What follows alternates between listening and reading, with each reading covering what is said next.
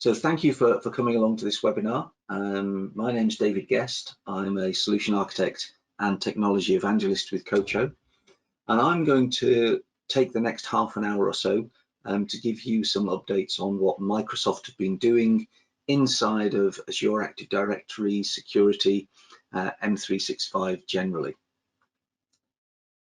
If we get time towards the end, we will throw this open for questions so that you can quite happily ask us anything that's going on. And with that, let's get straight into the agenda. So a few things we're going to be covering today. Entra, which is the new name for the identity suite and permissions management. So it includes a lot of pieces. We're going to be talking about authentication, changes to multi-factor authentication, conditional access, and what that potentially means for the future as well. We're going to be talking about Intune, how the rebrand is probably a good thing, but also some things inside Intune in the way that it operates, and hopefully give you a clue as to the differences between two different types of user. We've got information protection. There are some major changes that are due by the end of March, which we'll make sure you're aware of. Also some movement in terms of where the administration takes place. And then finally, I'm going to cover some deprecations that have happened, mainly so that you're aware of it and you can take some actions if that's necessary for you. But we're going to start off with Entra. So as we said last time, Entra is the new name for Azure Active Directory, verifiable credentials, and permissions management. So it's a suite of systems. And in order to make it easier for people to understand and forget to, we now have a new portal, which is entra.microsoft.com. I've said on the slide that this replaces aad.portal.azure.com. It's not quite a replacement. It's more linking things together in the same way as the compliance portal brings all of the compliance elements together. The Entra portal brings together all of the disparate elements that make up the Entra stack. So when you go to the portal, you will see that it is a nice, clean environment.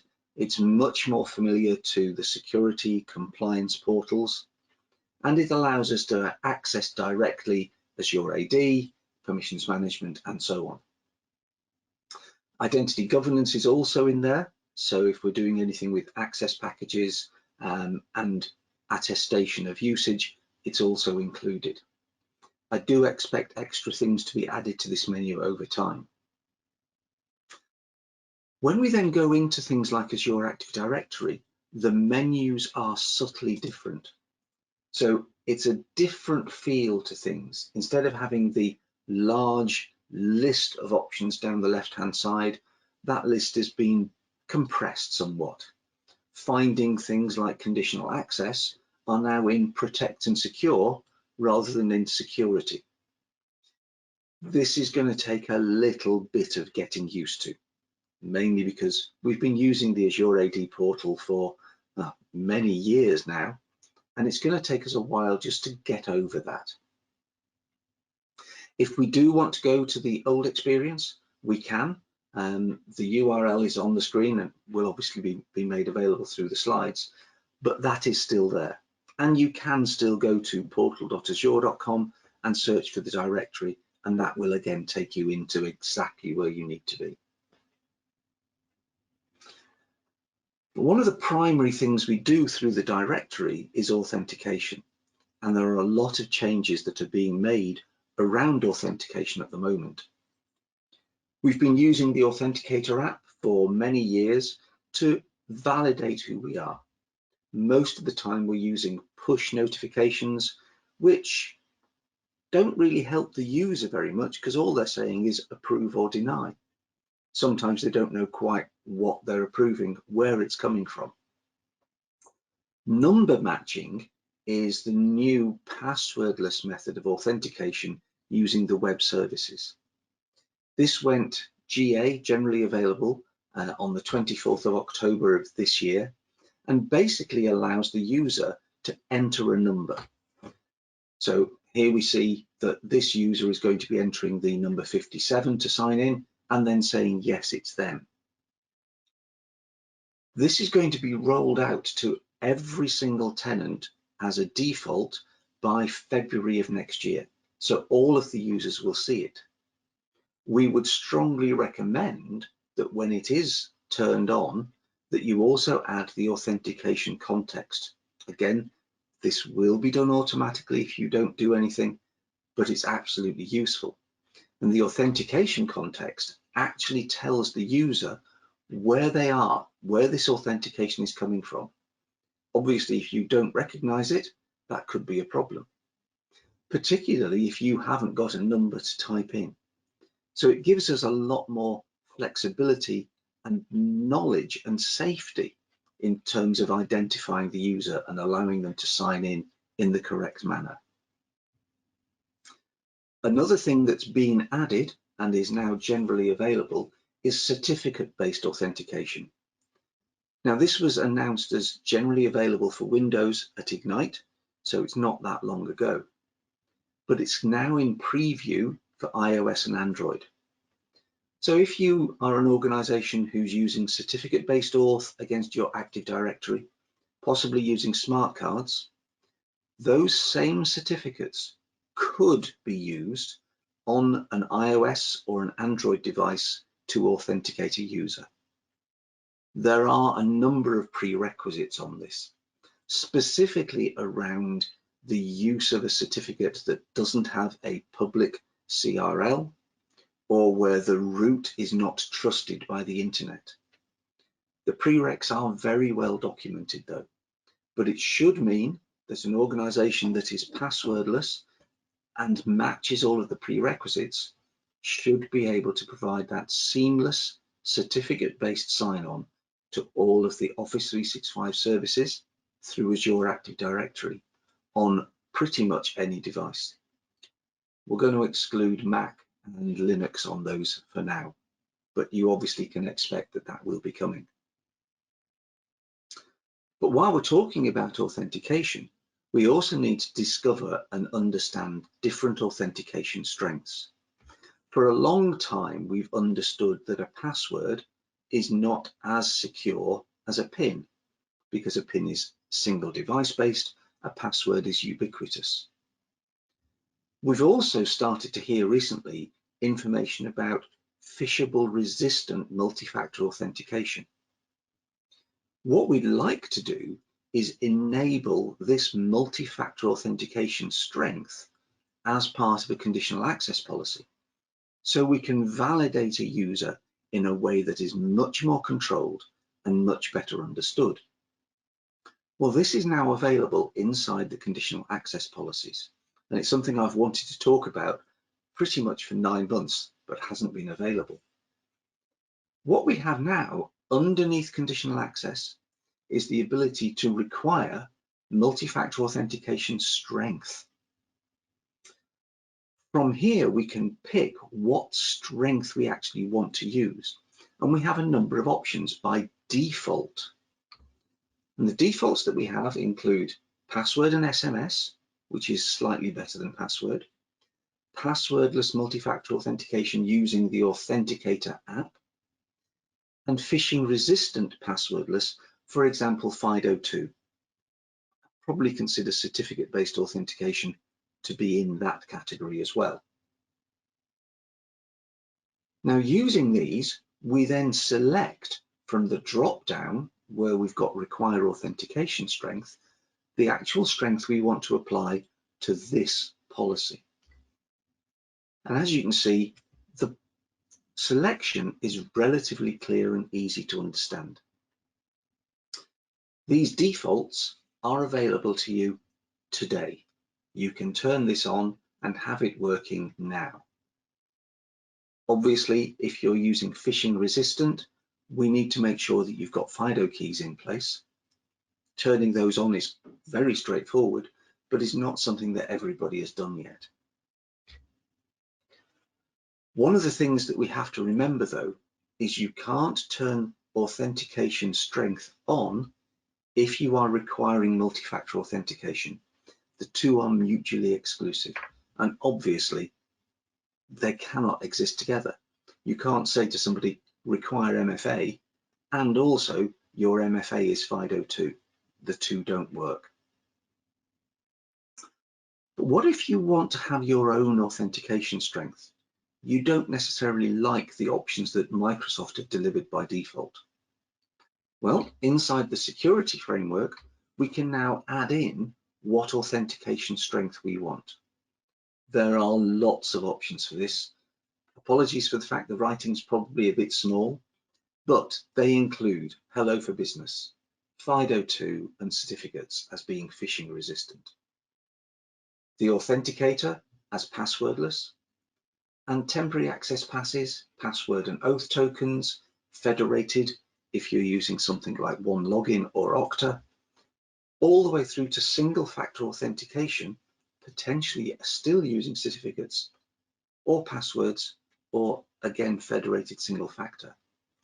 You determine as part of your application and your authentication strength which one you want to use. When you configure this, and it's done, as I say, through the security portal, you actually decide which options you want. So here is a demo strength set that I created personally. I set this up to use either Hello for Business or a FIDO key or phone sign-in using the Authenticator app. That allows me to approve this through a conditional access policy when one of those three can be proven. When we then go to configure the conditional access policy, in that drop down where we had the defaults before, you can see at the top, I have a demo strength set. Selecting that for this CA policy will prove and enforce that only one of those methods can be used to allow the user to gain access. One of the other things that we've been looking for inside multi-factor authentication, and we've been looking for this for quite a while, is the ability to force a re-authentication. Because you're a global admin and you're going to the Azure portal, I want you to provide an MFA now. I know you did it 5 minutes ago, but I want you to do it again now. So that's the want. We're not quite there yet, but we're getting closer. Inside conditional access, in the session control settings, we now have the ability to ask a user to do this multi-factor authentication. It forces a user to re-authenticate when they perform an action. Now, those actions today are registering their security information or registering or joining a device to Azure AD. And you can see that underneath the conditional access under user actions, we have these two options. When we have that as our client access based on the action, we then have the option underneath the session control to set the sign-in frequency to every time.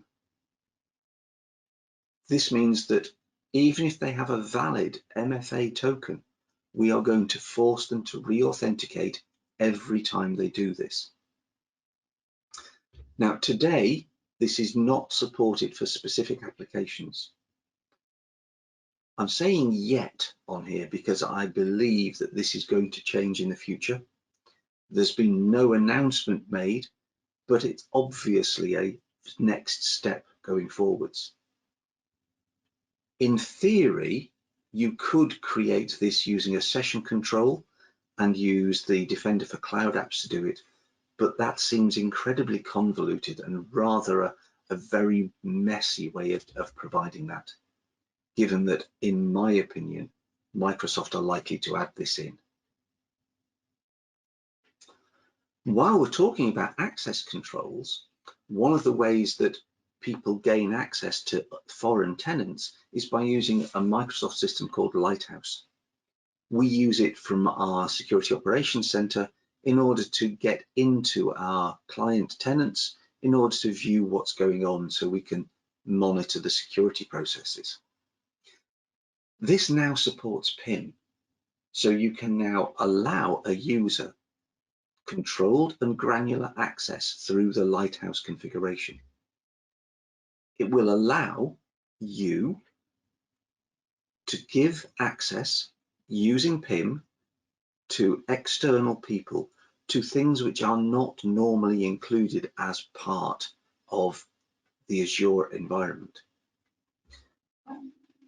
When you've got this accurate and granular access set and associated with the right users, they will then be able to go to PIM and elevate their access. That access is then linked to a thing called eligible authorizations. Now, this is quite key because quite often you'll be doing this for resources or virtual machines or things which aren't quite as clear as you'd normally expect in Azure. The eligible authorizations have now also been added to the ARM templates. So that means when you create a new resource, it can automatically be linked to an eligible authorization, and the eligible authorization means it's automatically linked to PIM. So users with the right eligibility can automatically be granted access, making PIM a lot more friendly and a lot more useful for us going forward. So we're going to talk about Intune for a few minutes. There's quite a lot gone on with Intune over the past few months. Specifically at Ignite, Intune was taken on as the brand for all of the device management. So it's not just doing mobile device management and Windows, it's now also including the configuration manager. There's a new suite of advanced solutions that's been made available. It includes the Microsoft Tunnel for mobile apps, which is the Microsoft VPN systems. And it also includes a thing called Endpoint Privilege Management, which hasn't actually come out yet, but we know is going to be there. One of the problems we have with endpoint management today is the provision through Azure Active Directory of local admin access. Because we have a zero trust model, we really want that local admin access to be revoked. But yet people do still need to do some things with local admin. In the old domain days, on premises, we use a thing called LAPS. Now, the local administrator password solution allowed us to create an account with a set password that would rotate, and we could allow a user access to the password, giving them access to local admin. And it would be set for a specific period, an hour or so. When we talk about Azure AD joined devices, we have a similar system in that we have the ability to use a role, which is the Azure Active Directory administrator role, and it allows us to control the local admin. The problem with that is it's not very granular. When it's turned on, you have access to all the devices in one go, rather than an individual device. We are expecting in March of 2023, and unusually Microsoft have actually put a date on this, we are expecting LAPS for Azure Active Directory to be made GA. That means you will be able to specify the LAPS ID and allow specific users access over LAPS to those devices. That limitation that we've been struggling with for so long will have gone away, and it will give us that better zero trust and just-in-time privilege escalation that we've been looking for. When we work with mobile devices, up until Microsoft having Defender for iOS and Android, we've always had to install a third-party mobile threat detection system, whether that's Kaspersky or Norton or somebody else's. And then deploying a change, switching from one to another, has always been a problem because your mobile device management solution can only install one at a time, and the two are mutually exclusive. That's now changing. Mobile threat defense in Intune will now allow us to install two different threat defense systems on a device. So we can switch from product X to product Y without leaving the device undefended.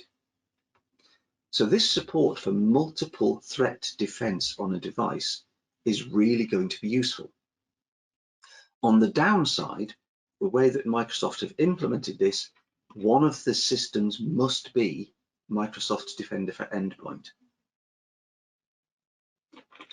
Now, that would seem to mean that you have to move to Defender, but the way they've written it will also allow us to replace Defender with something else. So either in or out. Intune now also has a capability to provide organizational messages. Now these go out to a device directly and could be used as part of business transformation or change control so that the users are aware of what's going on inside the business. It's configured, as I say, through Endpoint Manager, but it's only for Windows 11 and it's unlikely to be written back into Windows 10.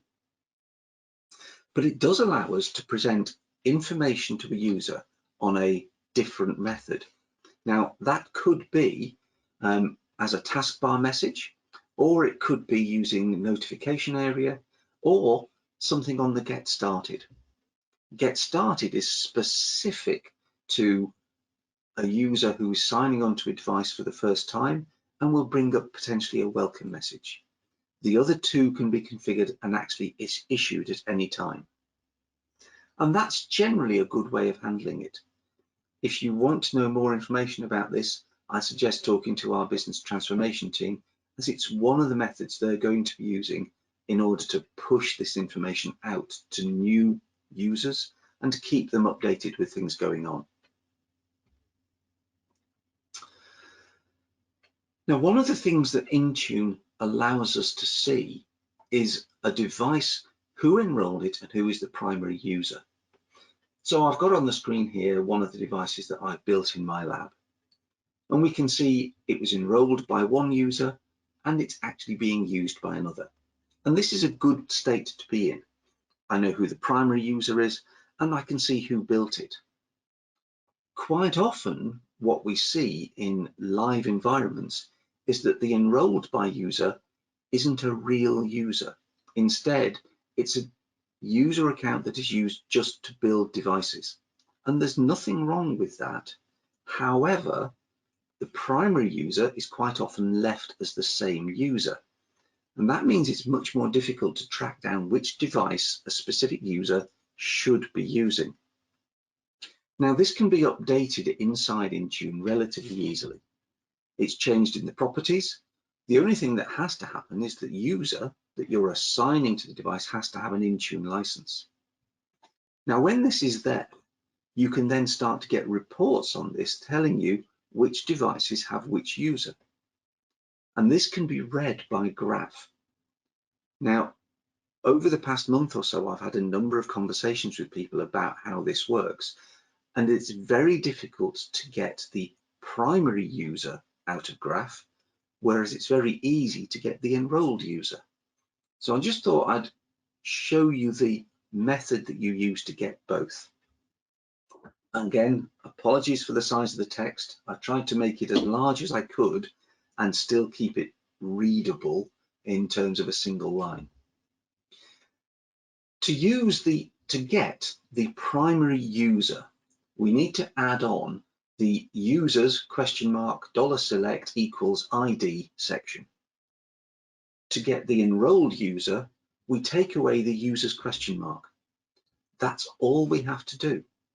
And you'll see here from the screenshots that I've grabbed, the enrolled user is shown by the bottom query and the primary user is shown from the top query. So if you need to get this information quickly and you're good with graph, this is a good method of getting that information out. So moving on to information protection. There's a lot of changes that have been coming. Back in the start of 2022, Microsoft said that they were going to be putting the AIP UL client into mothballs. It's not going to have any real work done on it. And their efforts instead would focus on moving what was at the time Office Pro and is now M365 and adding the functionality to those so that it's built in. So early 2023, you will be seeing this changing, this move away from the UL client to native operation inside of Word. One of the big features of the UL client that the users really appreciated was the ability to set the label from a bar at the top of the document. So in Word, you could see whatever labels you have in the organization and just select the one you want. Microsoft are moving that now, and it's built in to the bar at the top of Word, Excel, PowerPoint, or the Outlook message editor. Now, at the moment, we're used to seeing the fact that we've got the file name there and whether it's been saved or not. There's a new piece of text arriving, which will tell you the label of that document. And you can see here that it says confidential. You can also see that when you click on it, it allows you to change that sensitivity, and it's much more user-friendly. It's much more the sort of thing that people want to use. It does still support the optional or mandatory labeling. And you can see from the screenshots here the differences. What we actually have is, if there's no label, then the label is optional. It's not forcing us to do something. If we've got a mandatory and the label hasn't been set, it will tell us we need to select a label. And clicking on that area will then allow us to save that directly. One of the other things that we're doing is moving the AIP scanner. Historically, the AIP scanner has been managed directly inside the Azure portals, but everything else to do with the labeling and sensitivity has moved to the compliance portal. As of now, the AIP scanner is also there. When you go into the compliance portal and you actually go into the settings tab, you'll be able to see the information protection scanner. And here it's at the bottom of the menu. By selecting that, we can then create a new AIP scanner cluster. Within that cluster, when you install each machine, it will create nodes automatically. We can then correctly configure the content scan jobs, and we have the same set of options available to us now inside the compliance tab as we've had inside the portal before. The ability to automatically label files, to not label files, just report on them, and the ability, if we are relabeling, to leave the date modified, last modified, and modified by in place rather than overwriting them. This move really starts to show that the purview stack using the compliance portal is the place to go for everything around your document lifecycle management. And it's really the last component piece that needed to be moved over. So I'm just going to close up and then I'll have a look at the questions. With deprecations, there is only one that is important, and it's worth remembering this, and it's worth checking. Azure AD Connect version 1 was retired at the end of August of this year. So that is 3 months ago. Some clients are still running with the old version. Now, it was retired because SQL 2012 went out of support. It doesn't work brilliantly on newer servers.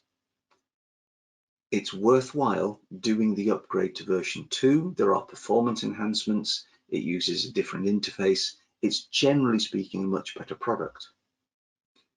Now, given that we spoke about this in August, I think it's worthwhile understanding why I'm repeating myself. Speaking to some clients earlier this month and last month, discovering that they were still running a version 1.4 of the Azure AD Connect client made it important for me to understand and pass on this message as to what we need to do. In March of next year, we're also retiring lots of version 2s, so 2.0 up to 89 will go out of support. So please, if you can, do an upgrade to 2.1, 16 or above. that will actually make sure that you can keep support going forwards. So there is a question that's come in, which is around the use of the local administrator role for general access to Service Desk, and linking that to a function that allows a local admin account with a secure password. I believe the new feature of Lapse will actually replace that requirement. So you'll be able to assign a user, and you get to pick the user, admin access to the specific device and have that controlled. These devices will need to be able to talk to Azure AD for this to actually take hold. So there will still need to be some internet access to authenticate the rights rather than the access. I think if you still need to have a local admin user who can authenticate against the local device purely, that's going to be something that's going to take some time and some effort. If you can't connect the device to the internet, then it must use a local cached password. So having a password that's rotated, having a password that's in a key vault, won't necessarily work very well.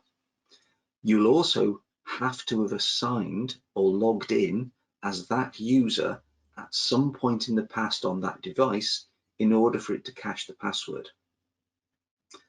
Adding the user to the device, however, is quite straightforward. Inside Endpoint Manager, you can actually create a control inside the reduction in attack surface. So you can create a policy which will add a specific named user to the local admin groups on the device.